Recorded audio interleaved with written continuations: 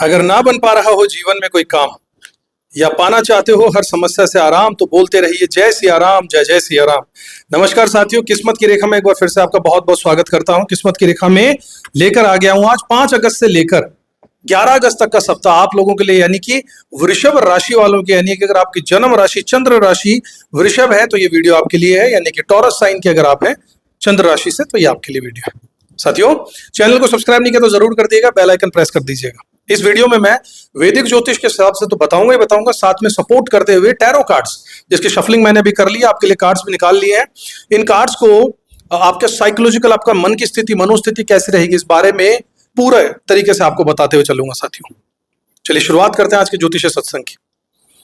इस सप्ताह साथियों चंद्रमा के विभिन्न नक्षत्रों में गोचर के दौरान आप लोगों की सोच और व्यवहार में गंभीरता, स्ट्रेटेजी और कभी कभी विद्रोहीपन भी देखने को मिलेगा, जिससे रिश्तों में सावधानी की जरूरत है। अचानक से खर्चे, बिजनेस में कंपटीशन और सेहत से जुड़ी छोटी छोटी समस्याएं आ सकती हैं, इसलिए पैसे और स्वास्थ्य दोनों मामलों में सतर्क रहिएगा। कुछ दिनों में आपकी नई दिशा, मोटिवेशन और लॉन्ग टर्म प्लानिंग करने का अवसर भी आपको मिलेगा। काम को लेकर जिम्मेदारी और अथॉरिटी दोनों बढ़ जाएंगी। पारिवारिक भावनात्मक कनेक्शन और कम्युनिकेशन पर ध्यान दीजिएगा। बड़ों की सलाह और सुनकर सीखने की प्रवृत्ति आपके लिए फायदेमंद रहेगी। सोशल इंटरेक्शन, नेटवर्किंग और डिजिटल फोकस से आपको लाभ जरूर मिल सकता है, लेकिन सेहत और रिलेशनशिप में संतुलन बनाए रखना बहुत जरूरी होगा। अब बात कर लेता हूं साथियों, डे बाय डे हर तारीख के हिसाब से जैसे जैसे चंद्रदेव गोचर नक्षत्र चेंज करेंगे वैसे हर नक्षत्र के हिसाब से कैसे रिजल्ट आपको मिलने वाले हैं इस बारे में बहुत गहराई से बताता हूं साथियों। सबसे पहले चंद्रदेव 5 अगस्त 2025 को मंगलवार को सुबह 11:22 तक ज्येष्ठ नक्षत्र में गोचर करेंगे। इसके स्वामी बुध देव होते हैं और बुध देव आपके दूसरे और 5वें घर के स्वामी, और इस दिन ये आपके तीसरे घर से गोचर कर रहे होंगे। तो ज्येष्ठा नक्षत्र में चंद्रमा का ये गोचर आपकी सोच को थोड़ा सा गंभीर और स्ट्रेटेजिकल बना देता है। आप हर चीज को गहराई से समझने की कोशिश करेंगे, लेकिन दूसरों पर जल्दी विश्वास नहीं करेंगे। रिश्तों में शकी स्वभाव से बचना होगा। पैसा संभाल कर रखना होगा, कोई अचानक से खर्चा आ सकता है। बिजनेस में कंपटीशन से जूझना पड़ सकता है। शांत दिमाग से चलें। सेहत में ब्लड प्रेशर या हार्मोनल इशू हो सकता है।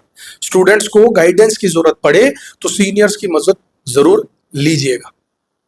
इसके बाद चंद्रदेव का गोचर 6 अगस्त 2025 बुधवार को दोपहर 1 बजे तक मूल नक्षत्र में रहेगा, जिसके स्वामी केतुदेव है और केतुदेव आपके 7वें घर के स्वामी हैं। और इस दिन ये आपके 4थे घर से गोचर कर रहे होंगे। और मूल नक्षत्र के चंद्रमा का गोचर वृषभ राशि वालों को थोड़ा सा विद्रोही बना देता है, रिबेलियंस बना देता है, बदले की भावना से भर देता है।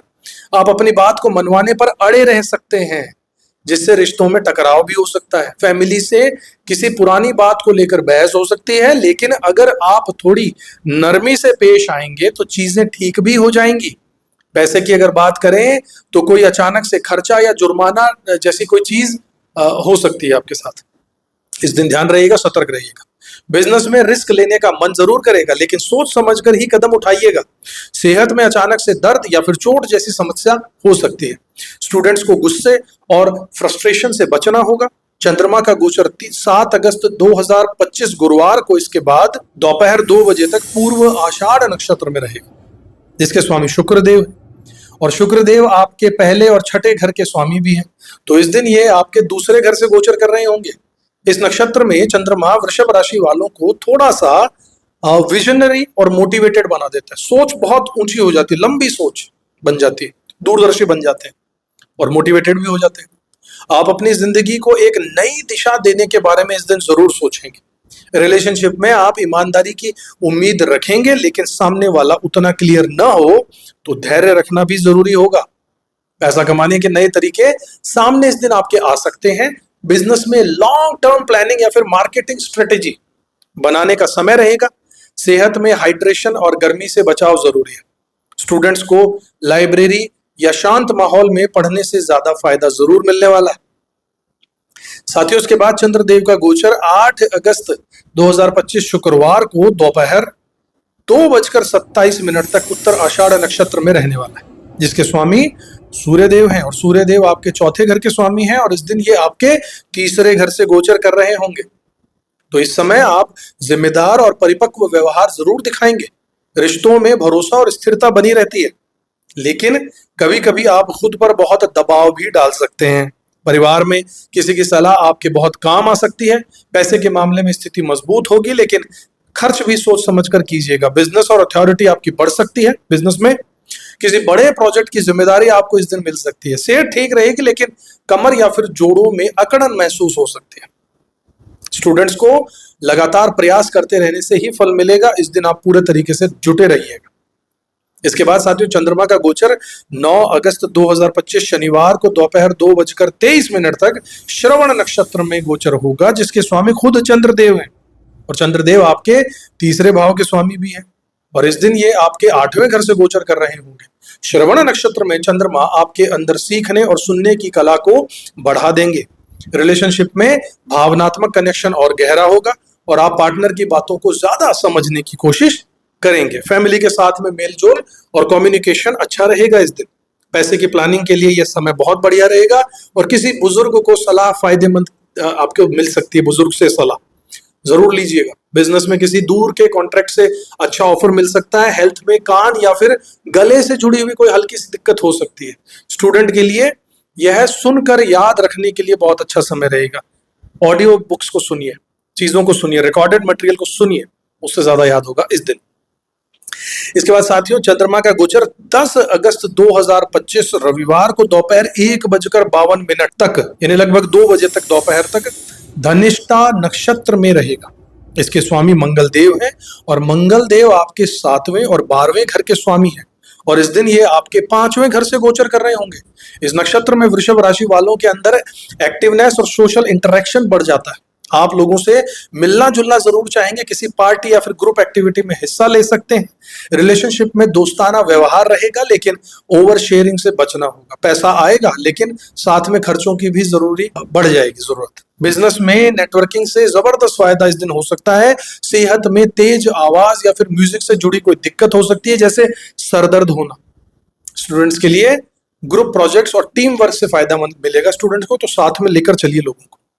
साथियों, इसके बाद चंद्रमा का गोचर 11 अगस्त 2025 सोमवार को दोपहर 1 बजे तक शतभिषा नक्षत्र में रहेगा, जिसके स्वामी राहुदेव है। और राहुदेव आपके 10वें भाव के स्वामी हैं और इस वक्त राहुदेव 10वें ही घर से गोचर कर रहे हैं।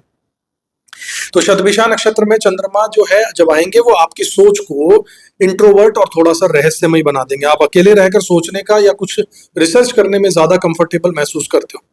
रिसर्च में दूरी या फिर कम्युनिकेशन गैप हो सकता है, जिससे समय रहते सुधारना बहुत जरूरी होगा। पैसे की बात अगर करूं तो यह वक्त खर्चों का है। अचानक कोई मेडिकल या फिर गैजेट से जुड़ा कार्य पर खर्चा हो सकता है। बिजनेस में ऑनलाइन या टेक्निकल कामों में आपको इस दिन फायदा मिल सकता है। सेहत को लेकर सतर्क रहिएगा, खासकर ब्लड प्रेशर या फिर डिटॉक्स होने की जरूरत ज्यादा महसूस हो सकती है। छात्रों को डिजिटल फोकस रखना होगा इस दिन। साथियों, अब हम पहुंच जाते हैं उपायों के सेगमेंट में, जिसका आपको बेसब्री से इंतजार रहता है।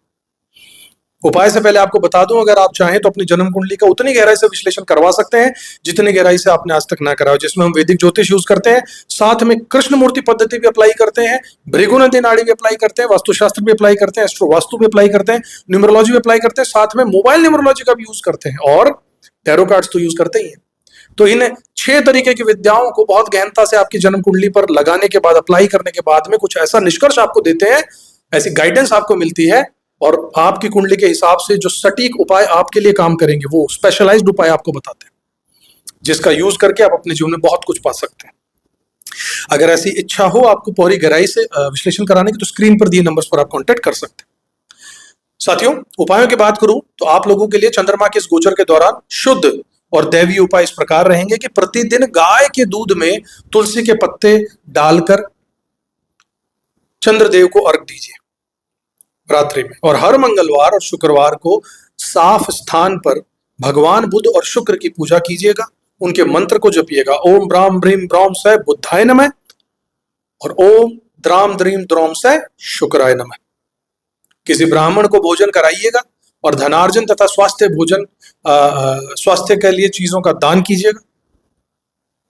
सावन के सोमवार को ठंडे जल से शिवलिंग का अभिषेक करके मन को शांति मिलेगी। नियमित हनुमान जी का रामदूत स्तोत्र पढ़िएगा।